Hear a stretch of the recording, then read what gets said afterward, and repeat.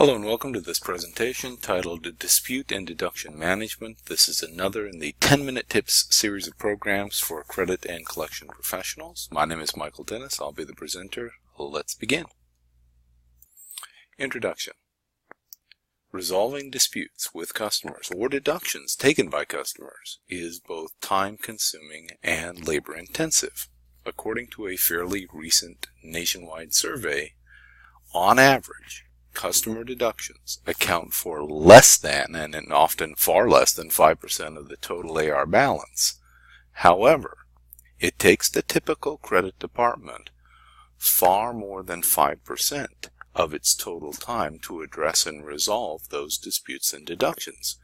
That makes it important for us to look for and find ways to manage deductions and disputes more effectively and more efficiently.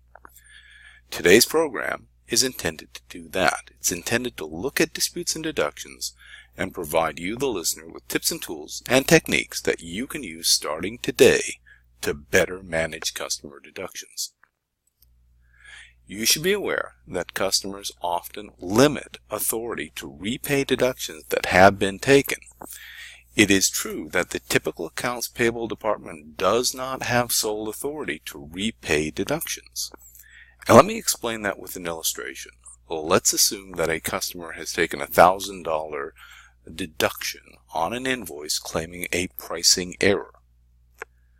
Fundamentally, what's happened within the debtor company is someone has instructed AP to short pay the invoice by $1,000. That someone is likely to be, let's just say, the buyer or the purchasing department.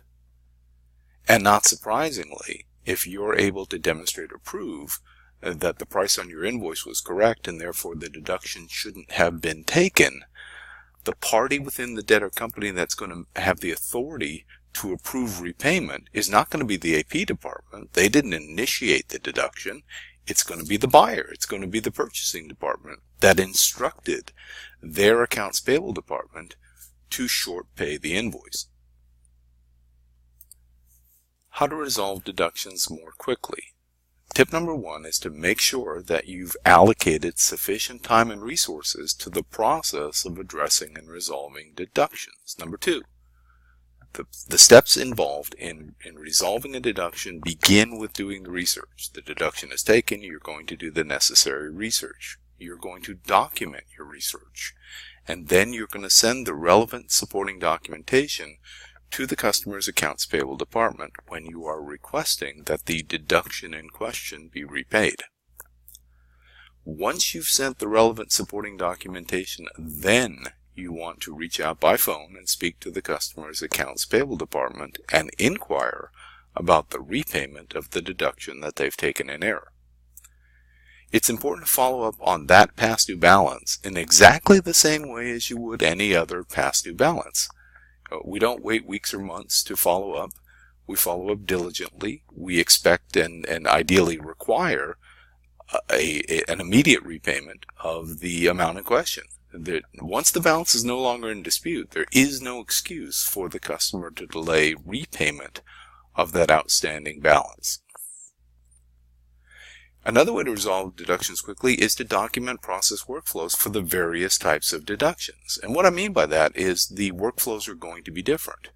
An alleged short shipment and the way that you address and resolve that is going to be different from the research necessary in connection with a pricing dispute. Eliminate internal roadblocks that delay deduction resolution. Typically, the credit department doesn't have all of the information necessary to resolve a deduction. Let's take the pricing deduction we were talking about earlier. It's an alleged error on our invoice. What we need to do is we need to contact someone, perhaps the order entry department or the sales department, and ask if there's any reason that the customer would be claiming that the price on our invoice is incorrect.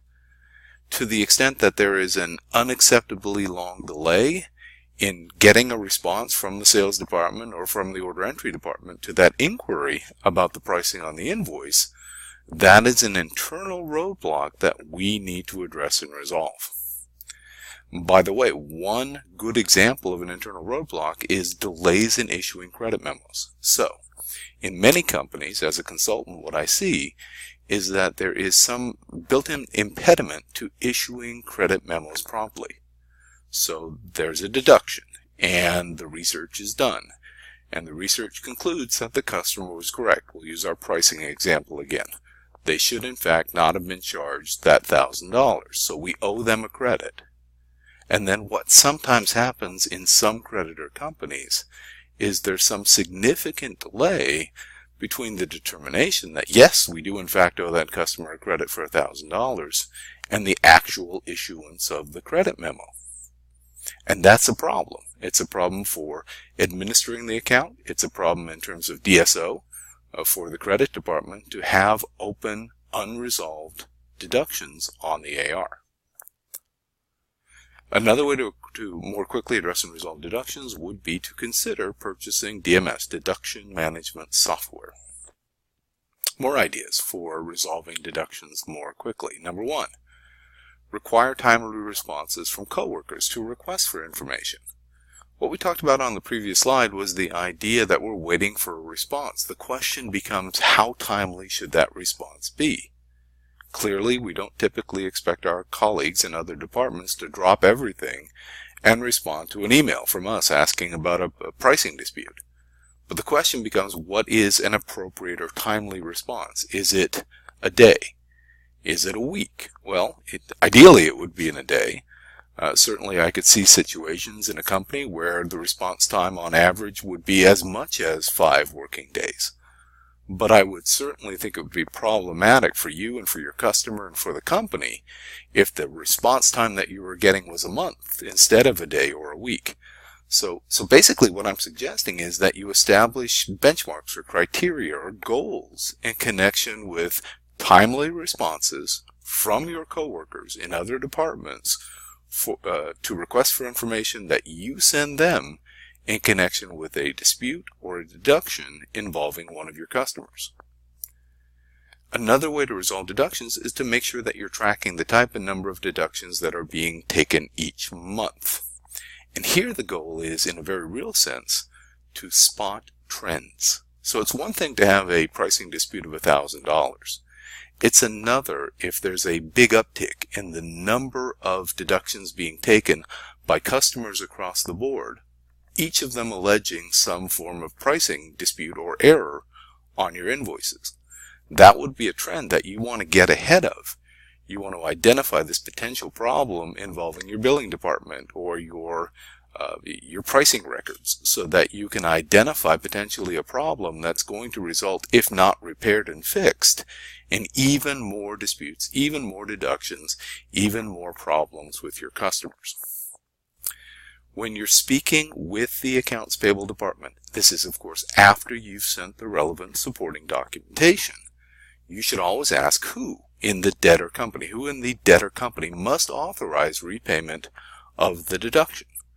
So you've sent the supporting documentation to AP.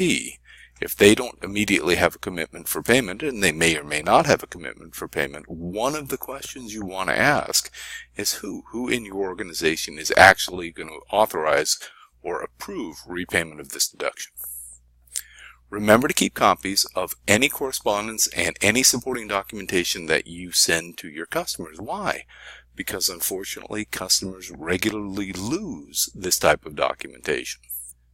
So if you don't have a copy of the relevant supporting documentation, you're in a position where you unfortunately have to reinvent the wheel by reperforming the task of doing the analysis necessary to prove that the deduction was taken in error.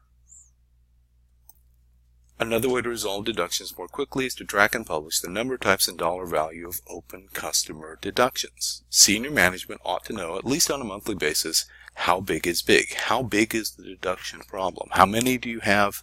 How much money does it represent as open AR? And it's important in this context to report the percentage of the time that customers, plural, were correct in taking the deduction. Is it 10% of the time that the customer was correct and you ended up issuing a credit to clear the deduction? Was it 30%? Was it 80%? And how is that changing over time? That's the other key question. A simple idea. A certain number of deductions could be avoided if someone within the creditor company was more carefully reviewing customer purchase orders. Specifically, if a customer purchase order contains terms that are not acceptable, then that purchase order should be rejected. We know that creditor companies regularly and routinely reject purchase orders listing incorrect pricing. We're just taking it one step further. The simple idea is this: if a PO has the wrong payment terms or it has the wrong shipment terms, that purchase order should be rejected. And you, the creditor company, should insist that the PO be reissued rather than relying on a commitment, a promise by the customer to correct their books and records. Why? Because the goal, of course, is to prevent disputes and deductions. And an easy way to have a dispute or deduction is to accept a purchase order that contains incorrect payment terms or other incorrect terms. Another simple idea: writing off deductions, writing off small dollar deductions, writing off what are sometimes referred to as nuisance deductions. I want to emphasize that any decision to write off relatively small amounts is nevertheless a business decision. It's not a decision that you, as part of the credit department, should make unilaterally. And then the question becomes, well, why should we write off any customer deduction? And the answer, quite simply, is because it takes just about as long to address and resolve a $20 deduction as it does a $20,000 deduction. In my opinion, writing off small dollar nuisance deductions is simply not done often enough. And you might ask why, and the answer is because most creditor companies simply don't know how much it costs to address and resolve and clear a deduction. The reality is, according to at least one recent survey, which was, by the way, a nationwide survey, it costs an average of not more than $90, in excess of $90 per deduction. When you think about all of the time, energy, and effort that goes into doing the research, documenting the research, sending the relevant supporting documentation to the customer, creating the chargeback, contacting the customer and requesting that they repay the deduction taken in error.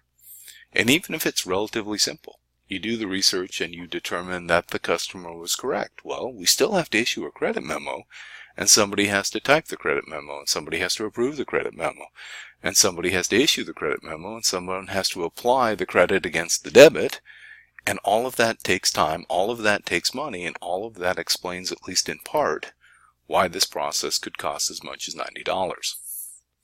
By the way, the more deductions that you have outstanding, the greater the need to at least consider the idea of writing off small dollar deductions. And of course, the more invoices that you have that are past due, or the more customers that you have that happen to be past due, the greater the pressure is going to be to write off, again, relatively small dollar deductions. And one final point as it relates to this $90 thing. Let's assume you reject that out of hand. You say, nope, it can't cost $90 per deduction. I reject that number. Fine. Cut it in half. Call it $45. And cut that in half again and call it $22. So let's say it is. Let's say it's only $22 on average to address and resolve an outstanding deduction. What that means is that you should at least consider writing off deductions for less than $22 because you know it's going to cost at least $22 to address and resolve that deduction. So I want to thank you for your time and attention today. By the way, if you're interested in hearing the entire 1-hour presentation on how to address and resolve disputes and deductions more quickly, please contact the Sponsoring Credit Association for more information about that program. Have a great day.